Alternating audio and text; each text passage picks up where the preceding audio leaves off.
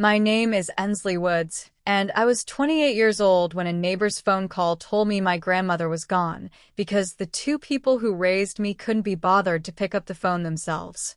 10 years before that call, my mother and father had set two suitcases on our front porch 2 weeks after I turned 18 and changed the locks while I stood there with nothing but my backpack.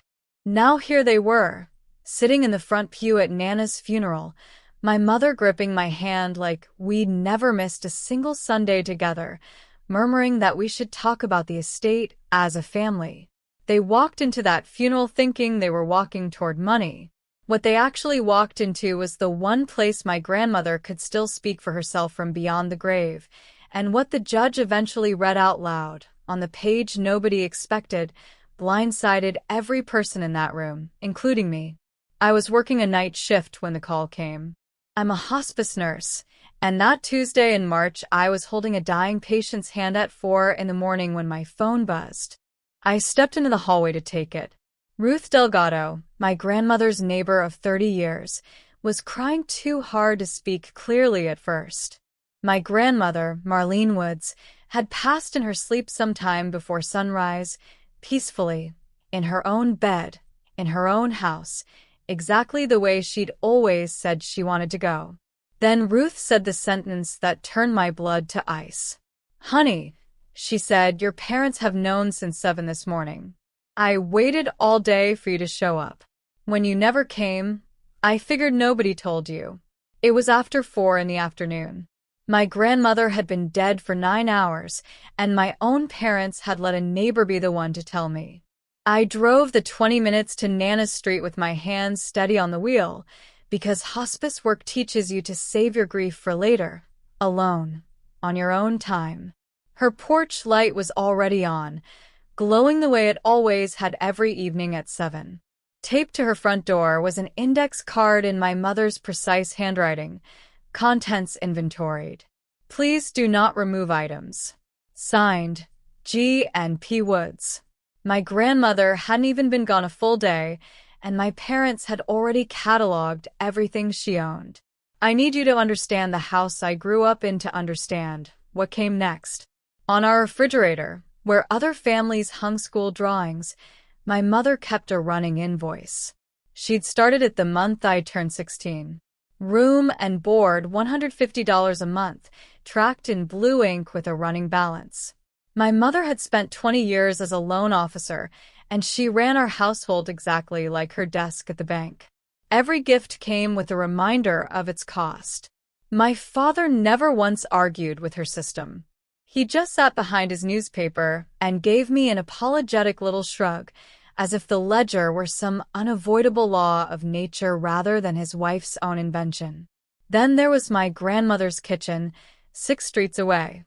Pancakes on Saturday mornings, coupons clipped into a shoebox, coffee weak enough to read through. When I once asked her what I owed her for a ride to school, she laughed so hard she had to sit down. "Eat your pancakes," she told me. "You don't owe me a thing, and you never will." Same last name, same town. Two completely different worlds, and I spent my whole childhood crossing back and forth between them, wondering why love had a price tag in one house and none at all in the other. In the spring of 2014, when I was 17, those two worlds went to war. My grandmother suffered a small stroke that year, slurring her words for a few weeks and slowing the movement in her right hand. She fought her recovery the way she fought everything, with a list and zero patience, and I drove her to physical therapy every day after school. That's how I saw exactly what my parents did next. My mother showed up to the hospital with a folder full of brochures for a senior living facility and a printed estimate from a realtor pricing my grandmother's house, while my grandmother was still recovering her speech. My mother told everyone she was just being responsible. She used the word manage so often it started sounding like a threat. My grandmother told her no. Firmly. That should have ended it. Instead, a few weeks later, I overheard my parents at the kitchen table late at night, my mother throwing around words I'd never heard before: petition, power of attorney, guardianship. My father, as always, just said, "If you think that's best, Pam." I was 17, standing in the dark hallway, and I looked those words up on my phone. My stomach dropped through the floor. My mother wasn't planning to help my grandmother heal. She was planning to have a court declare her legally incompetent, seize control of her money, and sell her house out from under her. 3 weeks later, she filed the paperwork for real. What my parents hadn't counted on was that Ohio courts don't just take a petitioner's word for it. They send an investigator to look for themselves. She came to my grandmother's house on a Thursday while I was there. She watched my grandmother make coffee, pay her own bills at the kitchen table, correctly name the current president and the price of ground beef at the local grocery store, which Nana considered the only news that actually mattered. Then the investigator pulled me aside on the porch and asked me questions alone. I was 17 and I understood with total clarity that both sides of my family were listening through that door. I told the truth. I told her my grandmother cooked for herself and balanced her own checkbook and didn't need anybody managing her life. My grandmother's longtime doctor backed it up in writing. In August of 2014, the petition was denied. My grandmother kept her house, her money, her independence. My mother didn't scream about it. That was never her style. She drove me home in total silence and, at a red light, without even turning her head, said one quiet sentence, "You'll learn what loyalty costs, Ensley." I thought it was just something bitter people say. 2 months later, I learned it was a literal invoice. I turned 18 at the end of September. 2 weeks after that, I came home from my shift at a diner, and my key didn't work anymore. The porch light was off, but I could see 2 suitcases waiting on the mat, my old backpack sitting on top like a bow on a gift. My mother opened the door, with the chains still latched. She wasn't angry. She was calm, composed, the exact voice she used when declining someone's loan application. "You're 18 now," she said. "You made your choice in that courtroom. Family is a ledger, Ensley, and you are deep in the red." Behind her in the hallway, I could see my father's shadow behind a curtain, not moving an inch. That told me everything I would ever need to know about him. The door shut. The deadbolt turned. I stood on the porch of the only home I'd ever known, doing math no 18-year-old should have to do. How much was in my bank account, whose couch I could beg for, how many shifts until I could cover first and last month's rent. Then I picked up my suitcases and walked 6 streets through the dark to my grandmother's door. I knocked at 11 at night.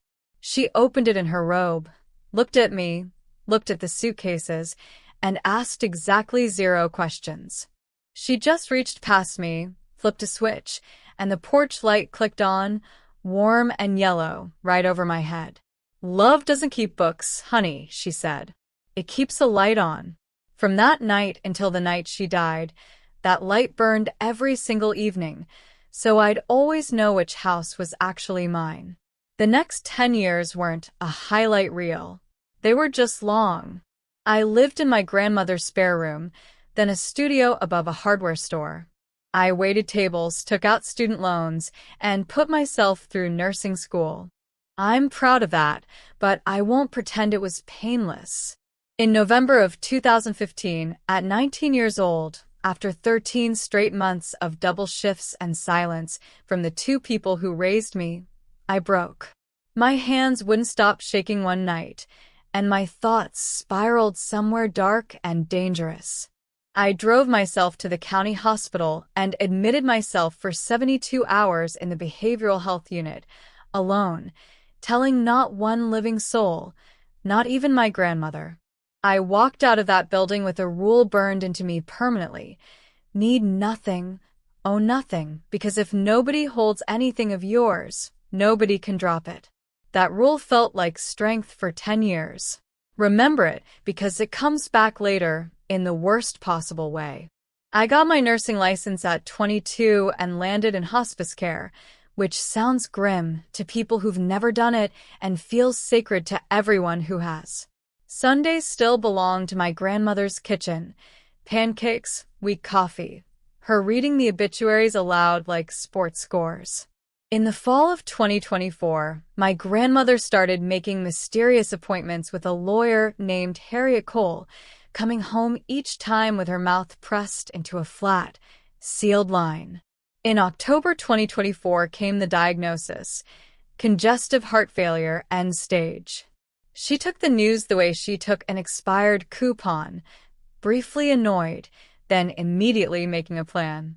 She chose home hospice, and, because life has a sense of irony, the case landed with my own agency, though not with me directly. I want to be clear about this because it mattered later. I was never officially her nurse. That was my colleague Dana. I was just her granddaughter, cooking, sitting with her, driving her around, losing at cards on purpose and getting caught doing it. That winter, twice more, Harriet Cole came by, and the two of them shut themselves in the dining room for an hour at a time. When I asked what it was about, my grandmother waved me off. "Just paperwork, honey," she said. But one night near the end, sitting up against her pillows, she grabbed my wrist with more strength than she had any business having and said, "When they come smiling, you let Harriet do the talking first. Promise me." I asked her who they were. She just looked at me steadily, the same way she'd looked at that court investigator a decade earlier. "Promise me," she said again. So I did. 3 weeks later she was gone, and I was standing on her porch reading an index card taped to her door. My parents ran the funeral like a campaign event. My mother wore the correct shade of black and cried at exactly the right volume. My father shook every hand in town, accepting condolences for a woman he had once tried to have declared mentally incompetent. I sat with Ruth and my grandmother's friend Carmen, running on no sleep for my last shift, which is probably the only reason I didn't flinch when my mother appeared beside me at the casket, slid her arm through mine like a decade of silence had never happened, and said, in the same breath as "She looks peaceful, we should talk about the estate, sweetheart, as a family." As a family. I hadn't been family to her since October of 2014. My cousin Kayla, across the aisle, gave me a small wave and then quickly looked down at her phone. I noticed that too. Hospice teaches you exactly who's crying for the dying and who's crying for the furniture. 2 days later, the letter arrived. Cream envelope, Harriet Cole's law office, my name on it with copies noted to my parents. All interested parties were summoned to the reading of Marlene Woods's estate plan on a Thursday at 10 in the morning. My mother called within the hour, sugar sweet, offering to pick me up so we could walk in together. I drove myself. The next morning I took the stand like old law books and old all of it. She read the will without folded any theatrics. My father's shadow behind the curtain, held inside the mother's exact revocable trust, 4 inches of locked door, an old commercial building downtown that used to be her fabric shop. And then, because it was mine to tell now, I told them about November 2015, $3.5 million alone, driving myself to the hospital, signing myself in, signing myself out, finishing nursing school anyway. Every dollar of it went to her granddaughter, sitting beside Ensley Woods. Counsel has called me fragile. To her son Gregory and his wife Pamela, on my ward, $10,000 surviving. With Harriet entered my voluntary records waiver into the record, and the leverage my parents had mined out of my I watched my mother instead of listening to the silence of everyone, because 10 years of Dr. Patel someone teaches you confirming to read their 20 years of my grandmother's soundness of mind. She smiled. Then Dana took my hand in confirming both of hers under oath and said, I had never once touched her medication. What a responsibility! Paperwork. Of course, we'll manage it for you. 71 years old, as if the money had been left about a porch light and a timer set in October. I pulled my hand back gently 2014 and said no thank burning you. Every single night smiling for 11 years, gathered including her coat. The night my grandmother died. Smile scared me more than the note on the door ever had. She told the court. It was the smile everyone on that street with knew exactly what it meant. The first move wasn't legal. And then my mother broke. It was a dinner invitation. Not a scream. No business, Ensley. My mother blurted said out on the phone, standing up family, I've missed you.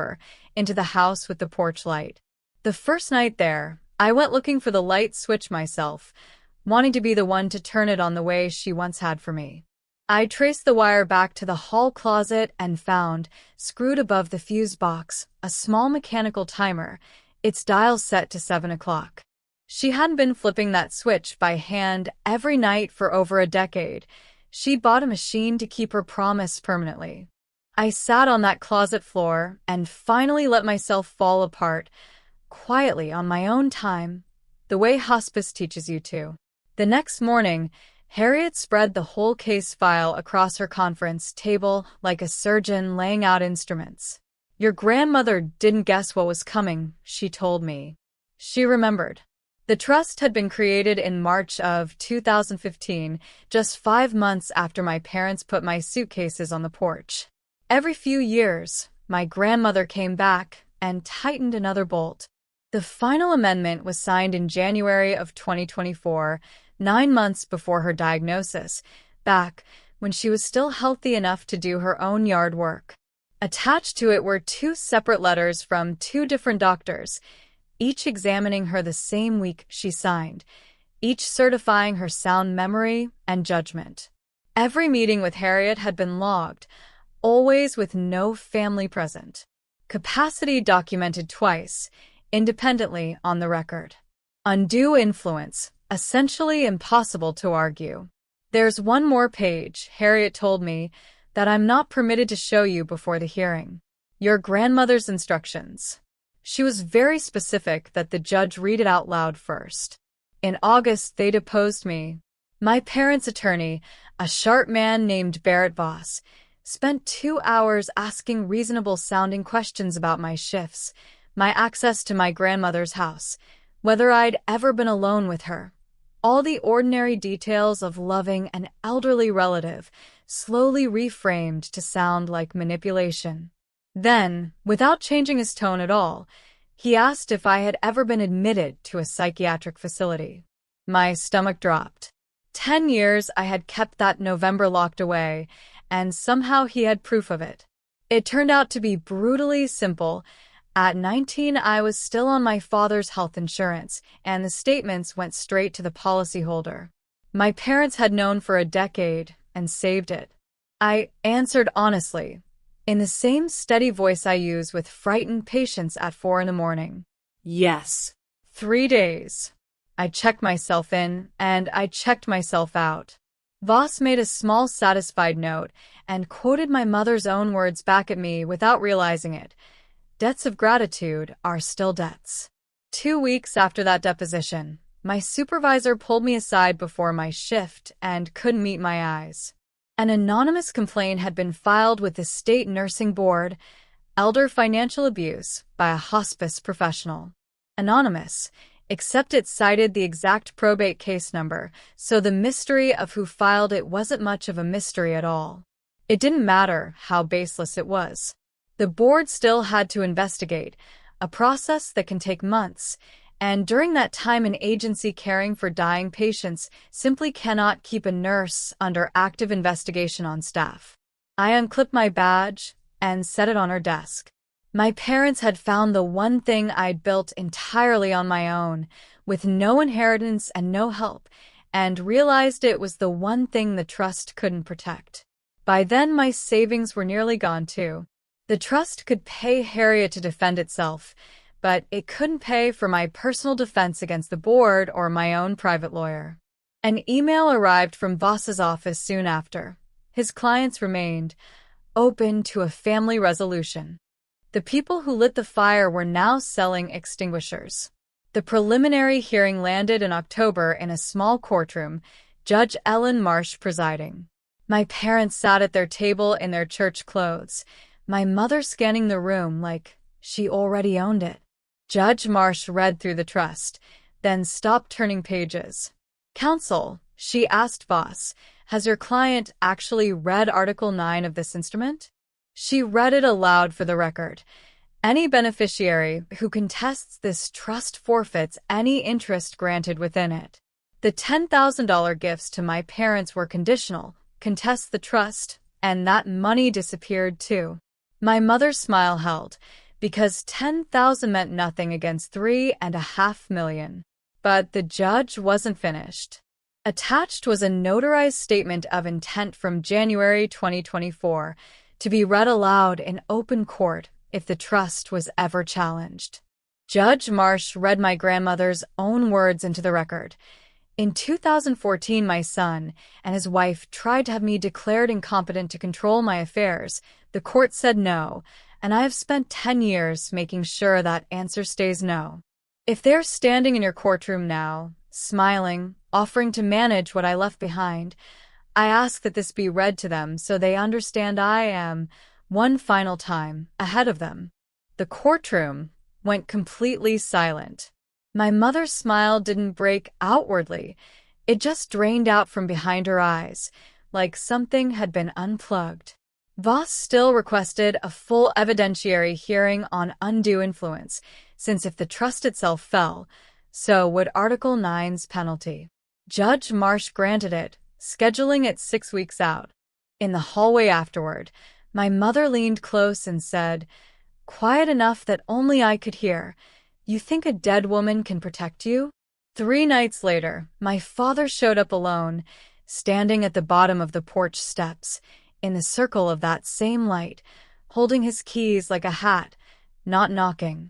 He told me something I'd never heard in all my years as his daughter, that my mother's own mother had died in 1991, leaving behind nothing but debt and collection notices, that my mother had spent 2 years working 3 jobs just to bury her, and had come out of it believing that money left unmanaged was a knife on the floor, and whoever grabbed it first and controlled it was the one who truly loved the family.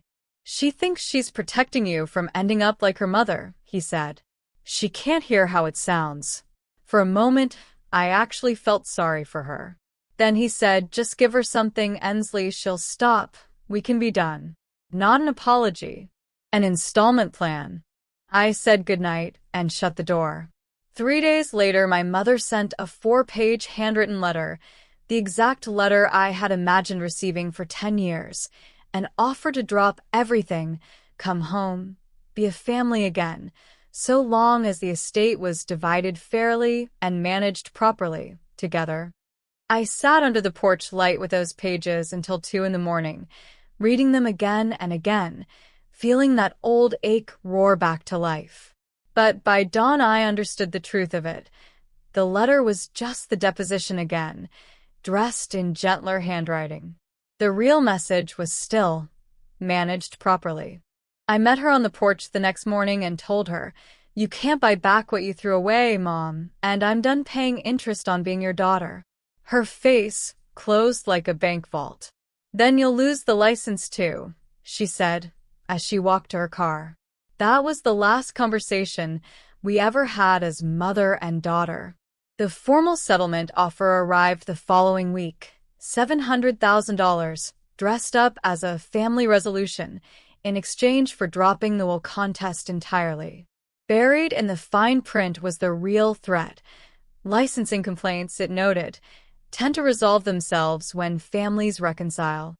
Translation: pay us, and the board complaint disappears. Fight us, and my psychiatric history gets read aloud in open court in a county where the paper still prints probate news next to the football scores. My own attorney told me plainly it was the rational move, keep 80%, keep my privacy. Even my own lawyer thought I should sign.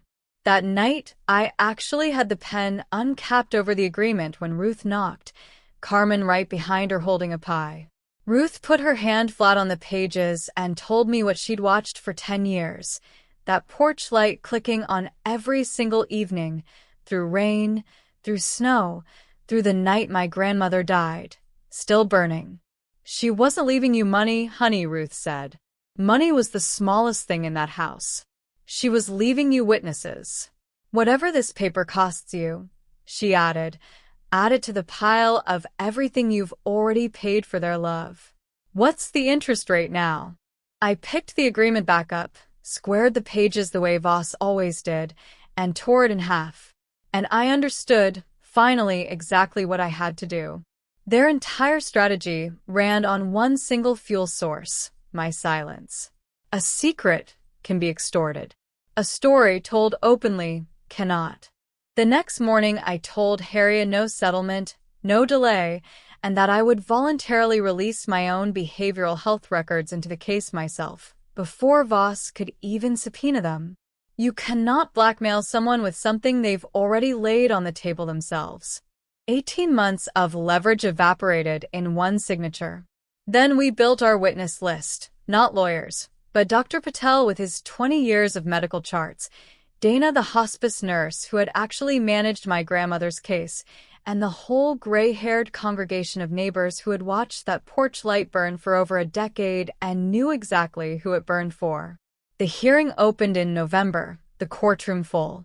Voss spent an entire day painting me as a calculating professional who had wormed her way into a dying widow's home and routines. My mother testified beautifully, poised, tearful, wounded, insisting they had only ever wanted to protect me because I was fragile. My cousin Kayla testified too, avoiding my eyes, turning two innocent facts into something that sounded like fingerprints.